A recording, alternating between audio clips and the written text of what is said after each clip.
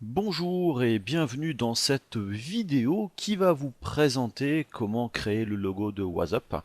WhatsApp est en fait une émission qui passe sur Canal J, qui est une émission très courte en fait, qui aborde des sujets un petit peu divers et variés, dont des sujets technologiques. Et là en fait un des sujets abordés était l'impression 3D. Donc j'ai été approché pour en fait parler un petit peu de ça et surtout donc de réaliser le logo en 3D pour bien sûr après le produire en impression 3D. Mais sur le sujet en impression 3D et pas la création vraiment du logo. Donc voilà, donc je vais vous montrer pendant quelques minutes durant cette présentation commentée. Je parle de ça parce que j'ai enregistré à l'origine la vidéo, je ne l'ai pas commentée et j'ai en fait refait la voix par-dessus, donc une vidéo commentée. Donc durant à peu près, je sais plus 30 minutes à peu près, comment faire ce logo de la sculpture jusqu'à la peinture. Il n'y a rien de vraiment compliqué, c'est la fonction de Shadowbox qui a été utilisée. La vidéo a été faite à l'époque de ZBrush 4.0 et pas 4R2. Maintenant, je pense que j'aurais fait un Dynamesh. Donc voilà, il n'y a pas de difficulté, je vous le disais, c'est très simple, très rapide. Le logo, c'est une espèce d'extrusion, vous voyez, sur une plaque. Donc il n'y a pas vraiment de difficulté. Après, c'est du polypainting classique. La phase de sculpture sera expliquée, mais pas la phase d'exportation et d'impression 3D. Là-dessus, il n'y a rien de difficile. La seule chose, c'est donc de créer une texture par la suite avec des UV, que ce soit les PUV-TIL, GUV-TIL ou UV Master. Créer la texture, après faire une décimation, exporter ça. Par exemple au format OBJ, hein, il y a vraiment rien de, je vous dis, de difficile là-dessus. Donc voilà, donc maintenant je vais pouvoir commencer à commenter la création en elle-même. Alors pour commencer, donc Shadowbox, qui est une des fonctions de ZBrush, je précise, dans la version 4R2 se trouve dans la palette géométrie et pas dans la palette subtool telle qu'elle est à l'heure actuelle. Donc commencez par une primitive transformée en polymesh 3D et cliquez sur le bouton Shadowbox. Shadowbox marche sur un principe simple qui est la création d'un masque appliqué sur une espèce de boîte 3D, et ce masque, une fois créé, va être transformé en géométrie tel qu'on le voit à l'écran. Je vous invite vivement à passer en mode transparence qui permet donc de voir votre masque et surtout de couper la perspective. À l'heure actuelle c'est le cas, je n'ai pas la perspective activée et je n'ai pas la transparence. Je précise aussi que je travaille sur le fond de Shadowbox, Shadowbox ayant trois plans fond, côté et dessous, le bottom, donc en anglais, et le plan utilisé pour cette création-là. Alors, je reviendrai là-dessus. Remarquez ici, j'utilise de temps en temps le rectangle pour masquer ou démasquer, pour faire quelque chose de plus propre, hein. Voilà, donc c'est une petite parenthèse. Donc revenir juste à ce Shadowbox. Pourquoi je travaille sur le plan du fond? Car quand on travaille sur le plan du fond, vous avez une simple extrusion d'une épaisseur constante. C'est dans ce plan que vous aurez la meilleure topologie en termes de résultats. Donc c'est assez important. Vous avez dans Lightbox, tout en haut de l'interface, hein, le navigateur donc de fichiers de ZBrush, vous avez différents projets Shadowbox prêts à l'emploi, dont certains avec des numéros qui correspondent à la résolution. Là j'ai une résolution un petit peu importante de 256, ce que l'on voit au niveau donc du bouton Remesh All, juste à droite, au-dessus du bouton Shadowbox dans la vidéo, que vous avez bien sûr donc dans ZBrush 4R2 au niveau de Shadowbox. Plus la résolution est grande, plus vous aurez de polygones, plus ce sera précis. Attention à pas aller trop loin. Alors là j'essaye de reconstruire la figurine, donc la base sans les dents, sans rien, c'est-à-dire le corps et les pattes avec le masque, tout simplement, et après je vais affiner le résultat en tant que sculpture. Donc là je quitte Shadowbox et je me retrouve avec mon objet 3D. Vous remarquez bien que c'est une simple, on va dire, extrusion. On a bien l'épaisseur qui est constante, hein, tout simplement. Et maintenant, je vais affiner un petit peu le contour. Pour affiner le contour de façon assez douce, j'utilise la brosse H Polish, qui est le raccourci B pour ouvrir la palette des brosses et H pour le polish, sur le contour pour affiner l'ensemble. Alors, cet affinage, oui, je le fais de façon assez douce. L'avantage de la brosse H Polish, c'est qu'elle préserve les angles du modèle. Donc, je travaille bien sur la tranche. Alors, attention, j'y vais quand même progressivement. Voilà, petite partie, une petite touche. C'est assez sensible aussi à la pression, hein, donc attention à ça. Et voilà, l'intérêt c'est que je garde l'angle de ma surface. Je précise que ce modèle, ce que j'ai indiqué en introduction, la finalité est l'impression 3D. Je vous rappelle que l'impression 3D, surtout si elle est en couleur, ce qui est le cas donc de ce modèle-là, vous allez perdre quand même des détails. Donc ne vous focalisez pas trop sur la perfection de votre surface, vous allez perdre un petit peu en qualité. N'oubliez pas vos annulations si nécessaire. Donc tournez toujours autour du modèle, essayez de voir sous différents angles de vue. N'hésitez pas à faire des gestes qui soient assez amples et pas des tout petits gestes très localisés qu'une brosse assez large, par contre avec une pression assez légère. Donc faites-le progressif. Si vous appuyez trop fort, vous allez commencer à marquer les angles, spécialement avec la brosse H-Polish. Un petit peu sous le dessous.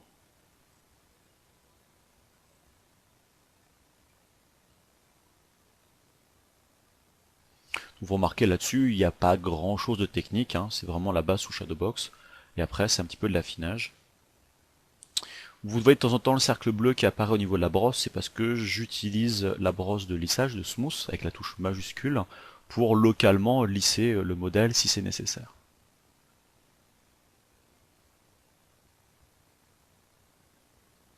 Avec la brosse Move, en étant bien sur le côté, et surtout, donc sans la perspective, pour être sûr de toute façon efficace, je raffine un petit peu la forme globale pour me rapprocher le plus possible du design. Donc le design, remarquez, quand je travaille là sur donc ZBrush, je n'ai pas en fond d'écran l'image. Je travaille avec l'image qui est à côté. C'est une interprétation. D'ailleurs, la production m'a dit que je pouvais très bien faire un design totalement différent au niveau du modèle.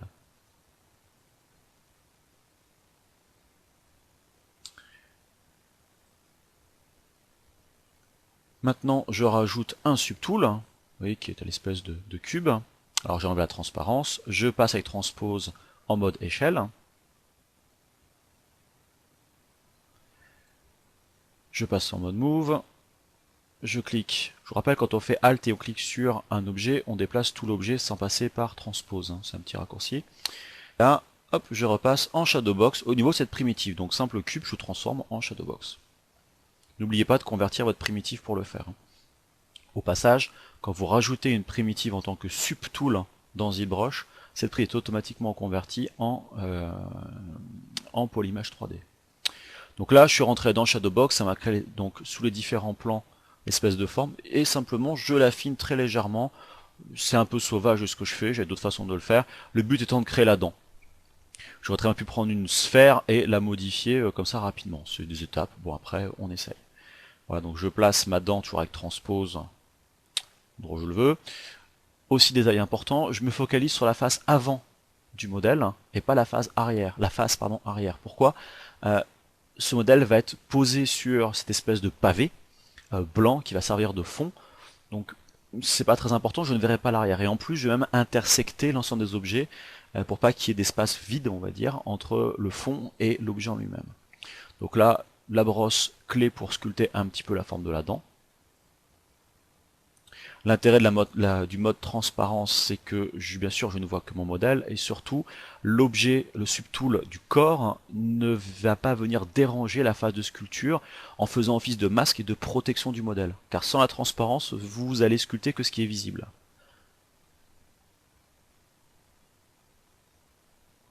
Voilà, donc maintenant on a un petit peu affiné. Avec la brosse Move élastique, on change un peu la forme des dents. Je vais dupliquer la dent pour en faire voilà donc une deuxième tout simplement, puis après une troisième. Alors là il y a des petits problèmes de taille, donc je déplace. Là, je les rends un petit peu moins larges. La fonction transpose en mode move, lorsqu'on clique sur un des cercles aux extrémités, va faire une échelle non uniforme correspondant à la transformation de la ligne de transpose. C'est très clair ce que je dis. En fait, ça va suivre le mouvement opéré par transpose lorsqu'on est en mode donc move sur un des cercles externes. Donc là, je continue à affiner un petit peu. Voilà les dents. Petit détail, essayez toujours quand vous faites des objets que vous allez dupliquer de bien faire l'objet le premier le mieux possible, car quand vous allez le dupliquer, vous allez forcément donc répéter potentiellement un problème sur le modèle. Ça veut dire que si vous faites 5 dents, et vous vous rendez compte qu'il faut corriger une des dents, et ben vous allez devoir corriger toutes vos dents. Ça va prendre forcément du temps. Donc attention à ça, n'hésitez pas à bien vérifier, survérifier, avant de devoir tout annuler, tout recommencer, perdre du temps. Donc là, j'ai fait un merge, j'ai fusionné tous les dents en tant qu'un seul subtool. J'ai un petit coup de lissage au passage, j'ai fait un CTRL D. Voilà, maintenant avec ma brosse H Polish, j'appuie en fait sur l'avant des dents pour les aplatir, les rendre un petit peu moins arrondis. L'intérêt de faire le merge donc des subtools, c'est que je me retrouve avec un seul objet, donc je fais toutes les dents. Là, je reduplique et je vais faire une rotation à 180 degrés pour faire tout simplement les dents du bas. Voilà, je passe en mode move, je déplace, et voilà, vous avez les dents du bas qui apparaissent.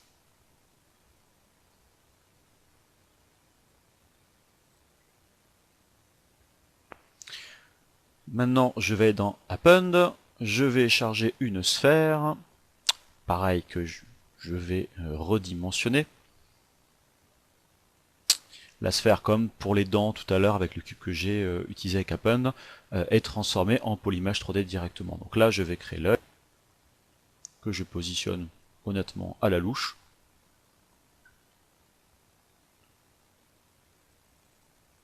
Un petit coup de move pour aussi, ouais, hop, aplatir mon œil, le rendre un peu plus plat.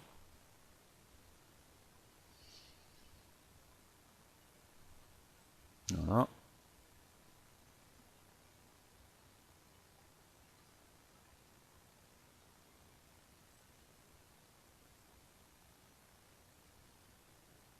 Maintenant, je vais faire, donc au niveau de l'œil, la pupille. Un petit coup de duplicate pour avoir deux fois le même œil. L'intérêt, c'est qu'il est au même endroit. Faire une petite échelle, un petit déplacement. Là, hop, je passe transpose. Je veux dire, on voit pas trop ce qui se passe. Hein. Vous allez voir, maintenant je passe en mode move. Et voilà, j'ai sorti la pupille. Je vais refaire donc une échelle pour raffiner la taille. Alors, j'aurais pu bien sûr peindre cette, voilà, cette deuxième petite sphère pour en faire la pupille de l'œil. Le but d'avoir de la géométrie, c'est que ça donne du relief, bien évidemment. Et ça simplifie aussi le côté peinture. Je ne vous le cache pas. Car des fois, on peut dire, bah tiens, j'aurais la pupille plus grande. Bah là, je vais simplement faire une échelle de la sphère, ça suffit amplement.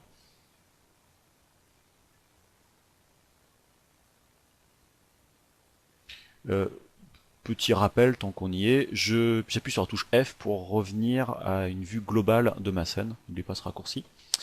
Maintenant, je reduplique encore la base de l'œil que je mets sur le côté pour faire le deuxième œil, hein, qui correspond un petit peu à l'œil arrière. Voilà, on le met sur le côté.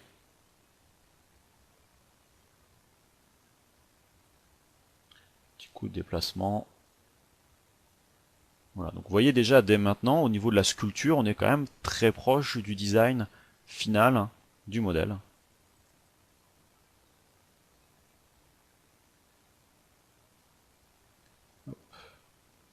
Un petit coup encore d'échelle. Alors vous remarquez pour faire donc le fond, là ici j'ai pris un cube dont j'ai changé l'échelle sur le plan horizontal, donc avec transpose en mode move, donc déplacement sur un des cercles aux extrémités. J'ai fait attention lorsque j'ai fait l'échelle à me mettre toujours en vue orthogonale, ce qui est le cas depuis tout à l'heure, bien sur le plan latéral, et quand j'ai créé ma ligne ici donc de transpose, j'ai appuyé sur majuscule lors de l'échelle, enfin de la création pour l'échelle, de façon à ce que cette ligne soit bien alignée de façon horizontale avec le plan. Alors j'aime bien aussi quand je travaille, vous voyez ici, pour les couleurs, des fois passer en mode flat, pour avoir aucun ombrage, pour être sûr de la couleur qui va servir donc à mon objet. Pourquoi? Car lorsqu'on fait des rendus, on a les ombres qui gèrent, etc.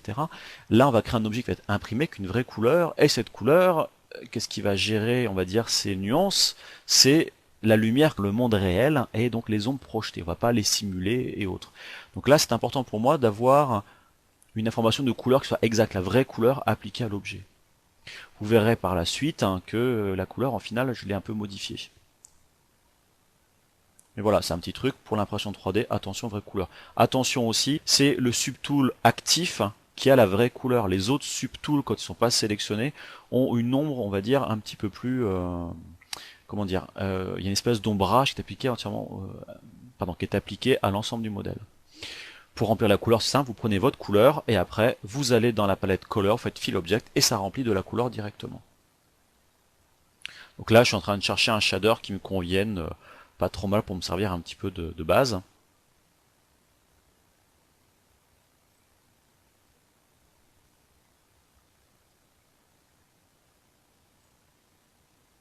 Voilà, de toute façon, le Skin Chain 4 reste quand même un shader que j'utilise énormément, y compris pour l'impression 3D.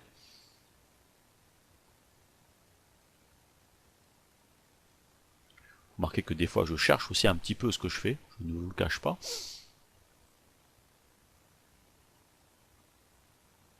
Alors maintenant, il va s'agir voilà, d'attaquer un petit peu la phase de peinture. Forcément, si je prends le bon élément, ça marche. Je veux peindre le contour. Voilà. Alors peindre le contour, c'est pas évident, car on a l'angle au niveau donc de la forme. Et pour peindre cette couleur-là, justement, prenant en compte l'angle, j'ai utilisé la brosse H-Polish, qui justement, elle, prend en compte les cassures du modèle pour faire les contours. Ce n'est pas une obligation, bien sûr, il y a plein de solutions pour peindre, mais voilà, c'est un petit peu ce que j'ai fait, ce que j'ai utilisé. Alors, le problème, donc voilà, vous remarquez d'ailleurs, on voit bien quand je peins, il y a la tranche n'est pas vraiment peinte, il y a vraiment, là je suis sur l'angle au fur et à mesure. Voilà, c'est un petit truc. N'hésitez pas à prendre des brosses de sculpture. Si vous aimez l'effet sculpture, si vous prenez après la fonction de peinture en mode RGB pardon, et pas de sculpture, donc pas en mode ZAD ou ZSUB, vous aurez a priori un effet très similaire lors de la peinture. Donc voilà, n'hésitez pas à transformer vos brosses de sculpture en brosses de peinture. Donc je vais remplir le fond d'une couleur blanche pour mieux me repérer. Je repasse en noir. Bien sûr, si je sélectionnais le bon subtool, ça marcherait beaucoup mieux. Alors je vous cache pas avec du recul sur cette modèle de ce que j'ai fait, j'ai passé trop de temps à faire le côté peinture. J'y suis allé finalement, je voulais faire attention, bien faire les choses. Au final, je l'aurais fait avec ma brosse standard un peu sauvagement, j'aurais obtenu le même résultat plus rapidement et pas en essayant de faire quelque chose précis tel que je suis en train d'essayer de le faire donc là sur la vidéo. Au final, vous finissez toujours de toute façon par repasser sur certaines parties, faire les contours. Donc là, j'essaie juste vraiment de faire la partie, on va dire, extérieure. Je vais peindre la tranche au passage. C'est vraiment la partie en fait entre l'aplat du modèle et la tranche.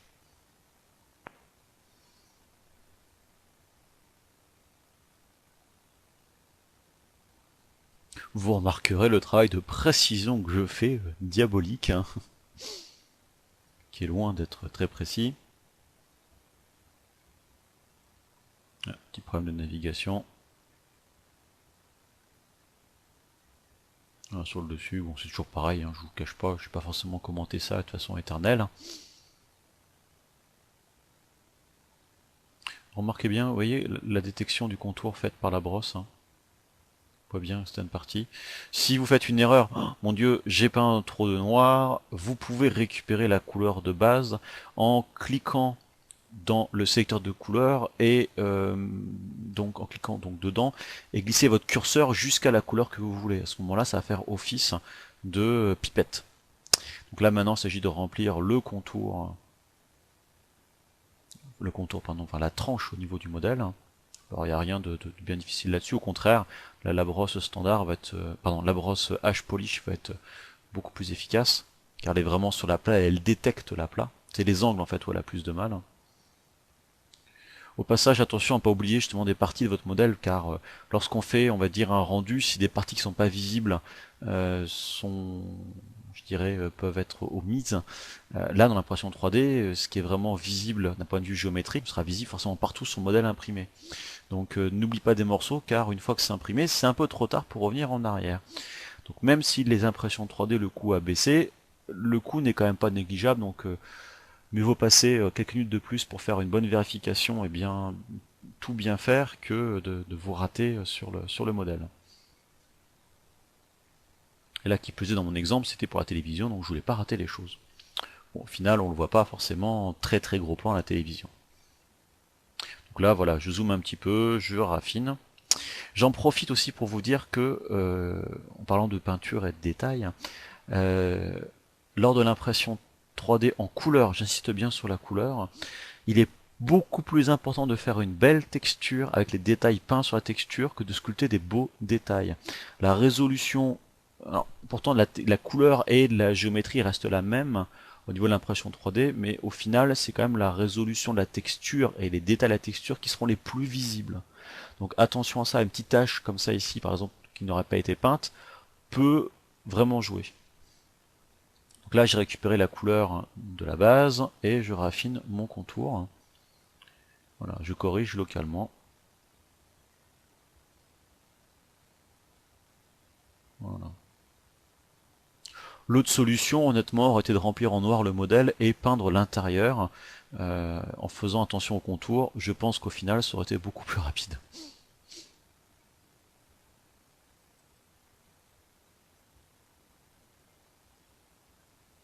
Alors, je précise aussi, ce genre de projet est un projet pour débutants qui est relativement bien, car il a aussi l'avantage d'être faisable lorsque vous travaillez entièrement à la souris.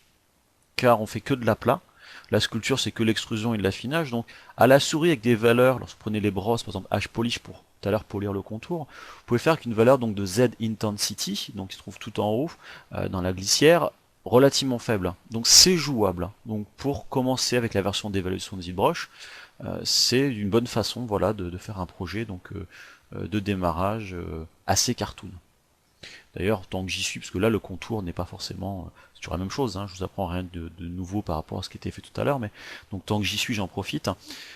Lancez-vous plutôt sur des projets, va dire, assez cartoon, hein, avec pas de problème de proportion, vraiment pour le fun, car vous aurez un modèle qui sera visuellement beaucoup plus cohérent, car vous ne serez pas à cheval sur les proportions d'un personnage hyper réaliste. Ce sera, comment dire, moins décourageant si votre modèle est moins sexy qu'un modèle hyper réaliste. Donc la barrière sera, la barre pardon sera moins haute et au final vous arriverez à faire quelque chose d'un quand même, je dirais, aussi sympathique sans prendre trop de risques et vous serez plus fier de votre modèle pour passer à la suite et donc s'améliorer au fur et à mesure. Donc ne vous lancez pas dans des projets impossibles à gérer.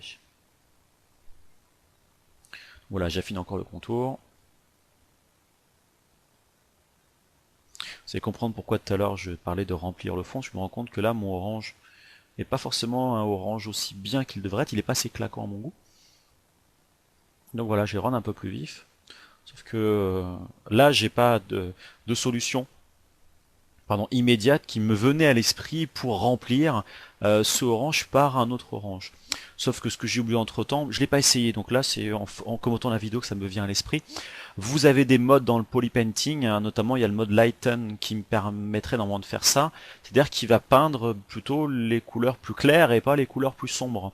Donc je pense que j'aurais pris ma brosse en mettant ce mode-là, ça se trouve dans la palette broche, si mes souvenirs sont bons, dans certains paramètres, je n'ai plus le paramètre en tête ici, vous pouvez, en fait, il y a des modes de painting, hein, c'est une glissière avec 5 ou 6 modes différents, et il y a un des modes qui permet donc voilà de choisir comment le polypainting va travailler par rapport au modèle. Donc voilà, donc là je continue. Je vais vérifier ça tout de suite. Au miracle de l'enregistrement, je vous indique que la fonction donc voilà pour les polypainting se trouve dans la palette donc brush tel que je le disais, dans la section Alpha and Textures, et vous avez tout en bas le polypaint mode hein, qui est une glissière. Vous avez différents modes et en fait avec le mode donc 5 Darken et non pas Lighten tel que je le disais, vous allez pouvoir donc préserver les couleurs sombres pendant que vous allez pouvoir peindre sur les couleurs claires. Donc comme ça vous pouvez repeindre entièrement le orange sans toucher au noir. Alors c'est pas exact car le noir a un dégradé forcément en fonction de votre brosse et à ce niveau là vous allez avoir un petit dégradé qui va apparaître sur le contour. Mais bon, au moins vous allez pouvoir travailler beaucoup plus rapidement en préservant vos couleurs noires et après il y aura un petit peu d'affinage. Donc vous voyez cet exemple de cette vidéo là, lorsque je l'ai fait je n'y ai pas pensé, c'est une des erreurs et donc forcément je le referai maintenant, je ferai ça donc autrement. Voilà, vous voyez, tout le monde en apprend tous les jours. Donc bien sûr, là il s'agit de faire le contour, hein. Après on va remplir tel que je l'ai fait au préalable, c'est assez rapide. Hein. L'enregistrement à peu près donc de toute la session de sculpture, je l'ai sous les yeux, j'en profite donc de ces temps un petit peu morts. Il y a au total donc 42 voilà minutes, parce que ça peut-être du fait que vous avez téléchargé la vidéo, donc voilà 42 minutes pour faire entièrement un logo, ce qui n'est pas non plus excessivement long, même si c'est on va dire un modèle qui est simple. Mais voilà, pour vous rappeler que faire un modèle un petit peu bumpy comme ça n'est pas très compliqué. Bien sûr, ça peut se faire avec de la modélisation tout à fait standard, sauf que si vous voulez commencer à donner l'irrégularité, ce qui était quand même un peu le besoin de par ce modèle un peu cartoon et justement un peu brouillon, là par contre ça devient beaucoup plus compliqué. Et sans compter que votre modèle ici, on pourrait dire bah je fais un contour et je fais une extrusion, sauf que vous voulez faire un couvercle à cette extrusion, entre les pattes et tout, vous allez vite avoir des problèmes, on va dire, de triangle. Il faut découper, etc., etc. Donc au final, vous pourrez bien sûr, je pense en autant de temps, faire le même modèle pour avec un logiciel de modélisation standard, hein, un Max, Maya, Modo, peu importe. Mais vous n'aurez pas forcément la même souplesse de correction. Là en plus c'est pareil, je fais un polypainting, hein, je ne m'occupe pas de mes UV dans l'immédiat, et du fait que c'est pour de l'impression 3D, après je ferai des UV on va dire automatiques. Alors là je passe en mode super peintre qui travaille test de la lumière, hein, en fait la vie accélérée à 1000%, c'est toujours la même chose, donc voilà. Pour finir le contour et la couleur de base, la peinture des dents c'est le même principe, on change de subtool et on peint les dents, voilà la même couleur. Donc là maintenant je suis passé à l'œil, j'ai sélectionné voilà, le subtool correspondant à l'œil et je vais faire le contour sur le même principe. Là par contre j'ai un petit peu annulé et j'ai dû faire un petit... Non même pas CTRL D, excusez-moi, je fais un fill object au niveau de la couleur blanche.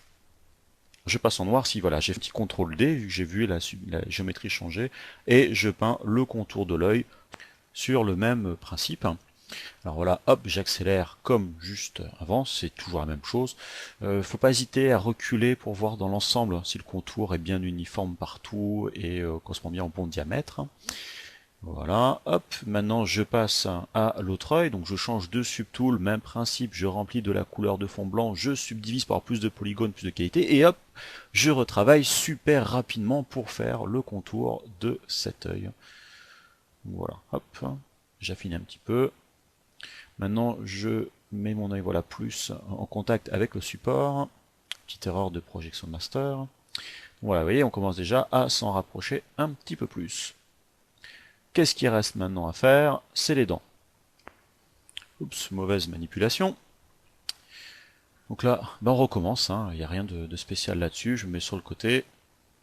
Voilà, on fait ça en accéléré, hein, toujours encore. Je prends pas du blanc tel que je l'ai fait, voilà, ici maintenant, hop, on en accélère, et je passe en noir. Donc, toujours pareil. Et ce sera pareil pour les dents du haut, en fait, qui sont sur le même principe. Donc là, mes dents sont préfinies. Voilà, je plie bien l'arrière aussi des dents. Et pour faire les autres dents, vous voyez, je masque ici. Oups, déjà, oula. J'ai du noir qui n'est pas rempli partout. Bien sûr, c'est la partie qui est, je dirais, interconnectée avec le fond. Mais bon, par sécurité, je préfère remplir de noir partout, voir que je n'oublie rien, que me retrouver avec des zones localement pas visibles. Et donc pour faire les dents du dessus, le plus simple c'est que voilà, je prends les dents déjà faites, je duplique le subtool, et comme je l'avais fait à l'origine pour les dents du bas, donc maintenant ici, je fais une rotation à 180 degrés et je les mets en mode move sur le haut. Voilà, donc je vais vérifier qu'il n'y a pas de petits problèmes. Alors là, il manque un peu de couleur, voilà ici, un peu de noir. On fait la correction locale, mais vous voyez, c'est quand même beaucoup plus rapide. Du fait qu'on a fait une rotation à 180 degrés, voilà, on inverse les dents du fond avec les dents de devant. Voilà, un petit peu de correction ici. Voilà, il y a un petit peu de noir à rajouter. Mais voilà, donc ça se fait assez rapidement, c'est quand même l'avantage de la 3D par rapport au réel. Donc des fois, voilà, je zoome un petit peu, je vérifie surtout, en fait, je fais le tour du modèle, voir que je n'oublie rien, hein, d'avoir une bonne vision d'ensemble. Donc j'insiste toujours là-dessus. Donc là, on est très très proche du design final du modèle. Qu'est-ce qui reste à faire? Les petites marques qu'on a sur le corps, ces petits poils, on va dire. Donc là, quelle brosse je vais prendre, c'est la bonne question. Je pense que voilà, je vais prendre la brosse standard si mes souvenirs sont bons. Et surtout, voilà, avant, je vérifie, voilà, donc ma géométrie, hop, je passe au niveau supérieur, faire un petit essai. Voilà, là, j'essaie de voir un petit peu la qualité là, et je rajoute le mode Z-Add, hein, tout simplement pour créer des poils, pas que la texture, mais aussi un petit peu du relief. Donc le tout, alors c'est important de voir les premiers traits s'ils correspondent bien à ce que l'on veut, que ce soit le diamètre, que ce soit la forme, que ce soit l'épaisseur par exemple. Donc n'hésitez pas à faire plusieurs essais avant de commencer à tout faire, car une fois que vous aurez tout fait, eh ben, il ne restera plus que de l'annulation pour revenir en arrière. Et si vous avez passé d'annulation, ben, ça va être problématique. Donc attention à ça, voilà, des petites marques un peu partout. Il n'y a pas non plus des milliards. Et là éventuellement un peu de retouche, voilà, dessus localement. Bon, après ça c'est un peu du chipotage, car je ne vous le cache pas, comme on a l'impression, ça ne se verra pas de trop. N'oubliez pas, si vous prenez la touche, si vous appuyez sur la touche majuscule de votre brosse, quand vous êtes en mode polypainting par défaut, vous allez lisser, on va dire, étaler votre couleur sur votre modèle. Vous allez flouter en fait l'ensemble. Donc attention à ça. Si vous voulez éviter ça, désactivez le mode donc RGB quand vous appuyez sur la touche majuscule. Les CO2 sont majuscules, vous serez dans la brosse donc, de lissage, et à ce moment-là, vous pourrez choisir si vous voulez affecter le mode RGB qui est la couleur, le mode, enfin la géométrie qui est le mode Z-Add ou Z-Sub, ou les deux en même temps. Bref, à vous de choisir. Donc, voilà un petit peu de modification, un peu sur les contours. C'est du chipotage, hein, là-dessus, honnêtement, je vous le cache pas. Par contre, vous remarquez que j'hésite pas à annuler quand je suis pas content de quelque chose.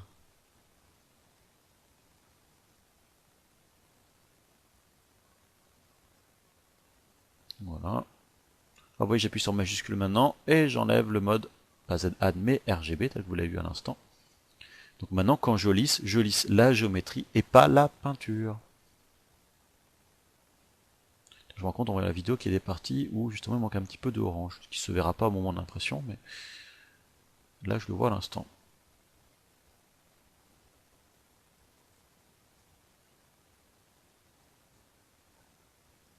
Ouais, je crois que je l'ai vu. Voilà, hop, ouais, je le peins. C'est toujours important vraiment de faire le tour et de bien vérifier.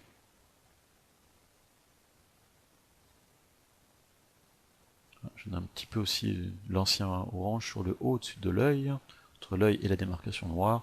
Bon, c'est pas très grave. Donc voilà, déjà on est quand même proche du résultat final. Hein.